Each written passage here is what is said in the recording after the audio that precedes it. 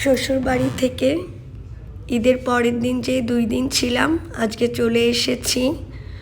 এই যে বিদায়ের আগে আমার হাজব্যান্ড, বাচ্চারা, চাচাতো ভাই সবাই বসেছিল আসার আগে, আমার ভাসুররা।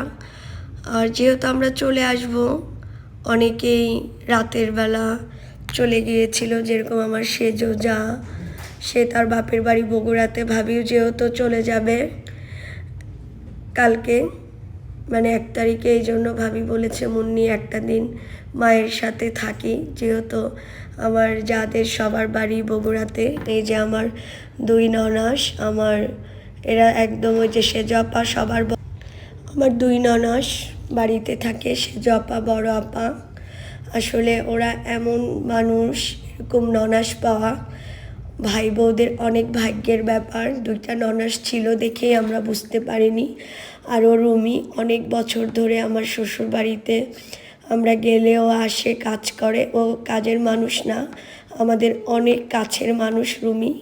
এবং ওই যে ভাইরা বিদায় নেওয়ার সময় একজন আর একজনের সাথে বিদায় নিচ্ছিল। আর এই যে আমার যা জ্যোতি ভাবি, ও বগুড়াতে ওর বাসা, যেহেতু চলে যাবে তো একটু কোলাকুলি করে নিচ্ছি। আর ওকে মজা করে বলছিলাম কান্না করবেন না, বিদায়ের সময় তো কান্না করে। তো আমার যা হাসতেছিল আর বলছিল এখন আর কেউ কান্না করে না, হাসে। তো সবার বাড়ি বগুড়াতে। আর বিদায়টা অনেক কষ্টের হয়, বিশেষ করে আমার 2 ননাস এত বড় বাড়িতে 2 বোন একদম একা একা থাকে।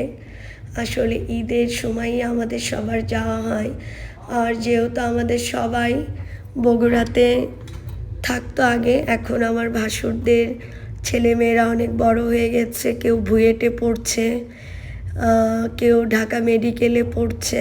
এই জন্য সবাই এখন ঢাকাতে বাসা নিয়েছে। এই জন্য আমার ননাসরা একদম একা হয়ে গেছে। আমার 2 ননাস, আমার বড় ভাসুর, ওনারাই বাড়িতে থাকে। এই জন্য আমরা চলে আসলে আমার ননাসদের অনেক মন খারাপ, যেহেতু আমার শাশুড়ি মাও মারা গিয়েছে, 1 বছর হচ্ছে। তো এই জন্য সেজো আপা, বড় আপা খুব একা হয়ে যায়। আসলে ওদের জন্য আমাদেরও খারাপ লাগে। আর বাচ্চারাও অনেক মন খারাপ করে, সেজো ফুপ্পি, বড় ফুপ্পি। বিশেষ করে এই যে আমার সেজো ননাস, সে তো আমাদের কি বলবো, আমার শাশুড়ির জায়গাটাই আমরা তাকে দিয়েছি, আমার বড় ননাস। আসলে আমার ননাসরা অনেক ভালো। আর সবচেয়ে বড় কথা, আমাদের সবার মধ্যেই অনেক বেশি সবার সাথে মানে